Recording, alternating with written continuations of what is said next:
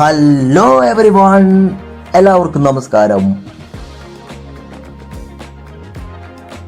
നമ്മുടെ ഇന്നത്തെ വിഷയം എന്നത് നിങ്ങൾക്ക് എല്ലാവർക്കും അറിയുന്ന കേട്ടുപരിചയമുള്ള സ്റ്റോക്ക് മാർക്കറ്റിനെ പറ്റിയാണ്. എല്ലാവർക്കും സ്റ്റോക്ക് മാർക്കറ്റ്, ഷെയർ മാർക്കറ്റ് എന്നൊക്കെ കേൾക്കുമ്പോൾ ആദ്യം ഓർമ്മ വരുന്നത് ഒരുപാട് പണം നേടാനും കളയാനും നഷ്ടപ്പെടുത്താനുമുള്ള ഒരു മേഖല എന്നതാണ്, അല്ലേ? എന്നാൽ ഇതാണോ സത്യം? ഓഹരി വിപണിയെ വളരെയധികം നിരീക്ഷിച്ച് പഠിച്ച് ട്രേഡ് ചെയ്യുകയാണെങ്കിൽ ലാഭം കിട്ടുകയില്ലേ? സ്റ്റോക്ക് മാർക്കറ്റിൽ നിന്നും ലാഭങ്ങൾ നേടിയവർ നിലവിലുള്ള സ്ഥിതിക്ക് നമുക്കത് ഉറപ്പിച്ച് പറയാൻ കഴിയുന്നത് തന്നെയാണ്. എന്നാൽ അത്രയധികം പഠിക്കാതെ, ഒബ്സർവ് ചെയ്യാതെ ട്രേഡ് ചെയ്താൽ കയ്യിലുള്ള മൊത്തം നിക്ഷേപം പോകാനും സാധ്യതയുണ്ട്. സ്റ്റോക്ക് മാർക്കറ്റ് വളരെയധികം സാധ്യതകൾ നിറഞ്ഞ ഒരു സംവിധാനം തന്നെയാണ് കേട്ടോ.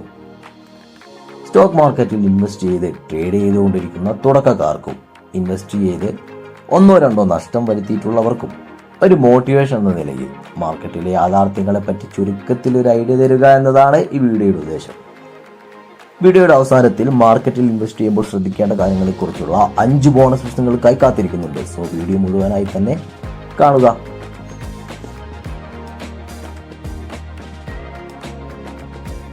ഓഹരി ഇടപാട് നടത്തുന്ന എല്ലാ വ്യക്തികളുടെയും ഉദ്ദേശം അല്ലെങ്കിൽ ആഗ്രഹം അതിൽ നിന്നും ലാഭമുണ്ടാക്കി ജീവിതത്തെ ഒന്നുകൂടി സേഫ് ആക്കുക എന്നതാണ്, അല്ലേ? എങ്ങനെയുള്ള ലാഭമാണ് അവർ പ്രതീക്ഷിക്കുന്നത്? ഒരു വട്ടം മാത്രം നേടുന്ന ലാഭമാണോ? ശരിക്കും അവർ ആഗ്രഹിക്കുന്നത് സ്ഥിരമായി നേട്ടമുണ്ടാക്കാനാണ്. എന്നാൽ തുടർച്ചയായി പ്രോഫിറ്റ് അടിക്കുന്ന ട്രേഡേഴ്സ് വളരെ കുറവാണ്. എന്നാലോ കണ്ടിന്യൂസ് ആയി ലാഭമുണ്ടാക്കുന്നവരുമുണ്ട്. നിങ്ങൾ ചിന്തിച്ചിട്ടുണ്ടോ എന്തായിരിക്കും ആ കൂട്ടരുടെ വിജയരഹസ്യം? അതൊന്നുമില്ല ഫ്രണ്ട്സ്, കൂട്ടത്തിൽ വ്യത്യസ്തമായി ചിന്തിക്കുന്നവരാണ് വിജയിക്കുന്നത്. വ്യത്യസ്തമായി ചിന്തിക്കാൻ സ്വന്തം നിരീക്ഷണങ്ങളും കണ്ടെത്തലുകളും ആവശ്യമാണെന്ന് മാത്രം. സ്റ്റോക്ക് മാർക്കറ്റിൽ ട്രേഡ് ചെയ്ത് പരിചയമുള്ളവരോട് ചോദിച്ചാൽ നിങ്ങൾക്കിത് വളരെ വ്യക്തമായി തന്നെ മനസ്സിലാവുന്നതാണ്. മാർക്കറ്റിൽ ടെക്നിക്കൽ അനാലിസിസിനെക്കാളും ഏറ്റവും കൂടുതൽ ആവശ്യം അതിലുള്ള എക്സ്പീരിയൻസും കുറച്ച് സൈക്കോളജിക്കൽ ആയിട്ടുള്ള ഫാക്ടേഴ്സുമാണ്. ശരിക്കു പറഞ്ഞാൽ ഷെയർ മാർക്കറ്റിലെ വിജയത്തിന്റെ രഹസ്യം മനഃശാസ്ത്രപരമാണ്. മാർക്കറ്റിന്റെ മനസ്സിനൊപ്പം അതിന്റെ കൂടെ സഞ്ചരിക്കാൻ കഴിയുന്ന ആർക്കും ഒരു പ്രോഫിറ്റബിൾ ട്രേഡറായി മാറാൻ കഴിയുന്നത് തന്നെയാണ്. ഒരു കാര്യം പറയട്ടെ, നമ്മളെപ്പോഴും ചിന്തിക്കേണ്ടത് സ്ഥിരമായി വിജയിക്കുന്ന ട്രേഡേഴ്സിനെ പോലെ ആയിരിക്കണം. അതുപോലെ തന്നെ സ്ഥിരത അല്ലെങ്കിൽ കൺസിസ്റ്റൻസി എന്നത് വളരെ പ്രധാനമായിട്ടുള്ള ഒരു കാര്യം തന്നെയാണ്. ചുറ്റുപാടുമുള്ള സാധ്യതകളെ തിരിച്ചറിയാനും ട്രേഡ് ലൈഫിൽ നടക്കുന്ന റിയാലിറ്റികളെ നേരിടാനും കൺസിസ്റ്റൻസി അത്യാവശ്യമാണ്. ഇനി എങ്ങനെയാണ് ഒരു മികച്ച ട്രേഡർ ആവുക? മികവുറ്റ ബെസ്റ്റ് ആയിട്ടുള്ള ട്രേഡേഴ്സ് എന്നും യുണീക്കായി ചിന്തിക്കുന്നവരാണ്.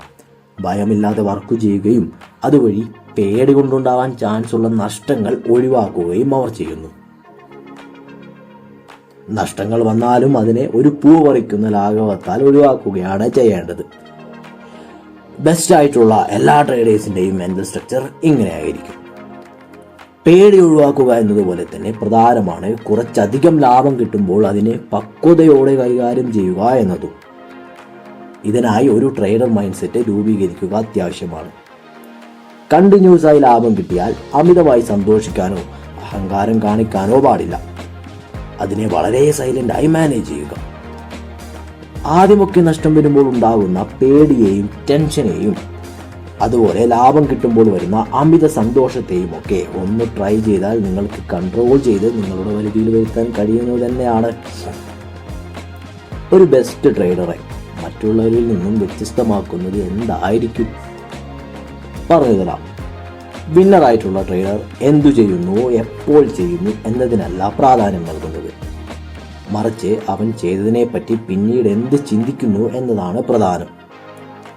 നേരത്തെ പറഞ്ഞതുപോലെ തന്നെ അവർ വളരെ യുണീക്കായാണ് ചിന്തിക്കുന്നത്. അവർ ഓരോ നഷ്ടങ്ങളിൽ നിന്നും പുതിയത് പഠിക്കാനാണ് ശ്രമിക്കുക. അതിൽ പതറിയിരിക്കുന്നത് അല്ലെങ്കിൽ അതിൽ ഡൗൺ ആയിരിക്കുന്നത് അവരുടെ സ്വഭാവമല്ല. കണ്ടിന്യൂസ് ആയ ലാഭം ഉണ്ടാക്കുന്നവരെ സംബന്ധിച്ച് ട്രേഡിംഗ് എന്നത് വളരെ എളുപ്പമുള്ള കാര്യം തന്നെയാണ്. മറ്റുള്ളവർക്ക് എന്തുകൊണ്ട് എളുപ്പമല്ലാതായി മാറുന്നു?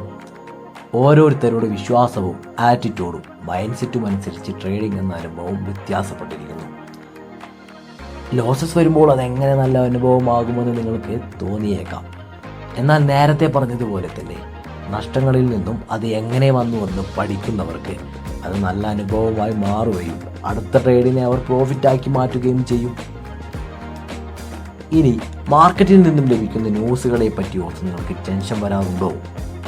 ഉണ്ടെങ്കിൽ അവ വെറും വാർത്തകളാണ്, അല്ലെങ്കിൽ ഇൻഫർമേഷൻസ് ആണെന്ന് മനസ്സിലാക്കുക.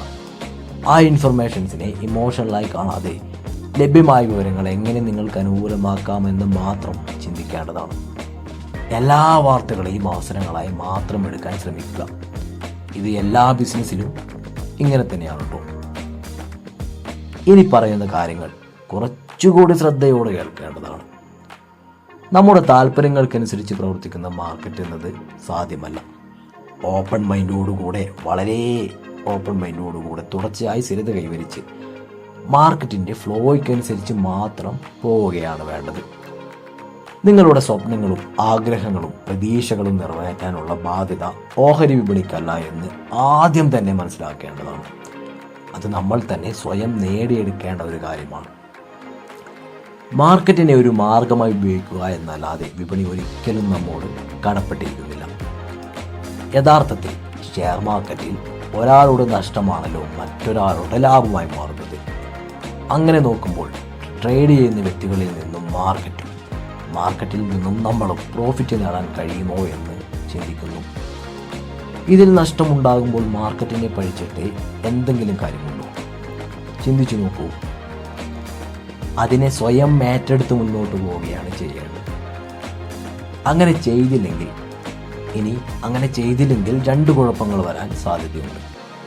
ഒന്ന്, നിങ്ങൾ മാർക്കറ്റിനെ ശത്രുവായി കണ്ടു തുടങ്ങാനും. രണ്ട്, നിങ്ങളുടെ കോൺഫിഡൻസ് വളരെ അടിപതിച്ച നിലയിൽ കുറയാനും സാധ്യത ഏറെയാണ്. ഇനി മാർക്കറ്റിലേക്ക്, അതിൻ്റെ ചാർട്ടിലേക്ക് വന്നാൽ, ബേസിക്കലി മാർക്കറ്റ് എന്നത് ഹൈ ആൻഡ് ലോ അഥവാ ഉയർച്ച താഴ്ചകൾ കൊണ്ട് അല്ലെങ്കിൽ അതുമൂലം പാറ്റേണുകളായി വരുന്ന ഒരു സംവിധാനമാണല്ലോ. ഈ ഹൈ ആൻഡ് ലോ ഉണ്ടാക്കുന്നത് നമ്മളെപ്പോലുള്ള വ്യക്തികൾ തന്നെയാണ്. ഇതിനെ വളരെ ടെക്നിക്കലായി നോക്കുമ്പോൾ ഈ പാറ്റേണുകളെ പ്രോഫിറ്റിൻ്റെ ഫ്ലാഗുകളായി നമുക്കെടുക്കാം. ഏതെങ്കിലും ഒരു ദിശയിൽ മാർക്കറ്റ് നീങ്ങുമെന്നുള്ള പ്രതീക്ഷയാണ് ഈ പാറ്റേൺ നമുക്ക് നൽകുന്നത്. സത്യത്തിൽ ഓരോ പാറ്റേണുകളായി നോക്കുമ്പോൾ അവ വ്യത്യസ്തമായി തന്നെ നമുക്ക് തോന്നും. എന്നാൽ ഒരു കൂട്ടം പാറ്റേണുകൾ അനലൈസ് ചെയ്യുമ്പോൾ, ഒരു ഗ്രൂപ്പ് ഓഫ് പാറ്റേൺ നോക്കുമ്പോൾ മാർക്കറ്റിൻ്റെ പോക്ക് എങ്ങോട്ടാണെന്നൊരു ധാരണ ലഭിക്കുന്നില്ലേ? ഓരോ പാറ്റേണുകൾ ഉണ്ടാവാനുള്ള ഉത്തരവാദികൾ നമ്മൾ ട്രേഡേഴ്സ് തന്നെയാണ്. ഇത് മറ്റ് ട്രേഡേഴ്സിന് അവസരങ്ങൾ നൽകുകയാണ് ശരിക്കും ചെയ്യുന്നത്. മാർക്കറ്റിൽ ഇനി സംഭവിക്കാൻ പോകുന്നത് എന്താണ് എന്ന് ആരെങ്കിലും പറഞ്ഞാൽ അത് തികച്ചും അബദ്ധമാണ് കേട്ടോ. എപ്പോഴും മാർക്കറ്റിൽ നടക്കുന്നത് ട്രേഡേഴ്സിൻ്റെ ആക്ടിവിറ്റീസുകളും അതിൻ്റെ റിഫ്ലക്ഷൻസും മാത്രമാണ്. അത് പ്രവചിക്കാൻ കഴിയുമെന്ന് പറയുന്നത് ട്രേഡേഴ്സിൻ്റെ മനസ്സ് വായിക്കാൻ കഴിയുമെന്നാണ് അർത്ഥം. അതെങ്ങനെ കഴിയും? എന്നാൽ സാധിക്കുന്നത് മാർക്കറ്റിൻ്റെ ട്രെൻഡ് അല്ലെങ്കിൽ പാറ്റേണുകൾ തിരിച്ചറിയാൻ കഴിയും എന്നതാണ്. അതിലൂടെ ലാഭം നേടാനുള്ള ചാൻസ് എത്രത്തോളമുണ്ട് എന്ന് മനസ്സിലാക്കാനും കഴിയുന്നു. ബാക്കി ഊഹങ്ങളൊക്കെ റോങ് ആയിട്ടുള്ള കാര്യങ്ങൾ തന്നെയാണ്. പാറ്റേണുകളെ പഠിച്ച് അത് തിരിച്ചറിഞ്ഞ് ട്രെൻഡ് മനസ്സിലാക്കി ലാഭസാധ്യതയുള്ള ട്രേഡുകളിൽ മാത്രം എൻ്റർ ചെയ്യുക. ബാക്കിയുള്ളവയൊക്കെ വിട്ടേക്കുക. ഇതിൽ എക്സ്പീരിയൻസ് ആവുക എന്നത് മാത്രമാണ് നമ്മളുടെ ഏറ്റവും വലിയ ജോലി. അതെങ്ങനെയെങ്കിലും നേടിയെടുക്കാൻ ശ്രമിക്കുക.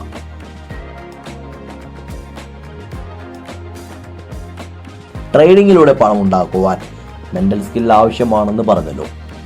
പണം ഉണ്ടാക്കുക എന്നതുപോലെ തന്നെ പ്രധാനപ്പെട്ടതാണ് അത് നിലനിർത്തുക എന്നതും. അതിനും അതിൻ്റേതായ സ്കില്ലും ആവശ്യം തന്നെ. മണി മാനേജ്മെൻറ്റ് ഒരു ട്രേഡർക്ക് ഏറ്റവും ആദ്യം വേണ്ട ഒരു ക്വാളിറ്റിയാണ്. അത് നിങ്ങൾ ട്രൈ ചെയ്താൽ നേടിയെടുക്കാൻ കഴിയുന്ന ഒരു ചെറിയ കാര്യമാണ്. ട്രേഡിംഗ് ഇൻ ദ സോൺ എന്ന ബുക്കിലൂടെ മാർക്ക് ഡഗ്ലസ് പറഞ്ഞിട്ടുള്ള 5 ബോണസ് ടിപ്സ് നിങ്ങൾക്കായി പറയാം. ഇത് തീർച്ചയായും പരീക്ഷിക്കാവുന്നതാണ്. അതിലൊന്നാമതായിട്ട്, നിരന്തരം നിങ്ങളുടെ സാധ്യതകൾ കണ്ടെത്തുക. ഓരോ ട്രേഡും അതിൻ്റെ റിസ്ക് മനസ്സിലാക്കിക്കൊണ്ട് മാത്രം ചെയ്യുക.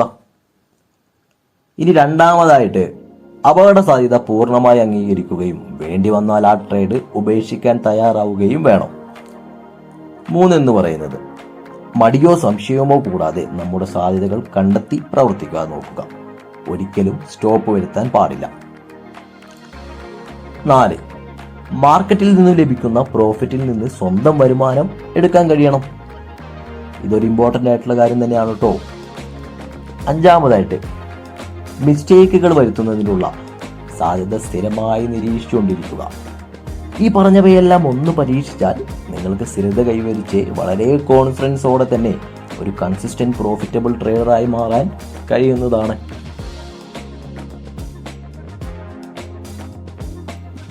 ഓഹരി വിപണിയിൽ എന്തും സംഭവിക്കാം.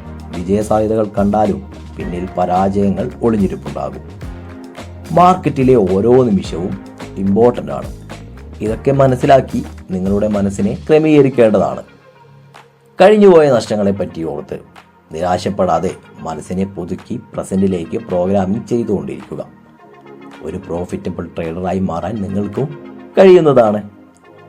അടുത്ത ടോപ്പിക്കുമായി വീണ്ടും കാണുന്നതുവരെ let's take a short break. Bye to all.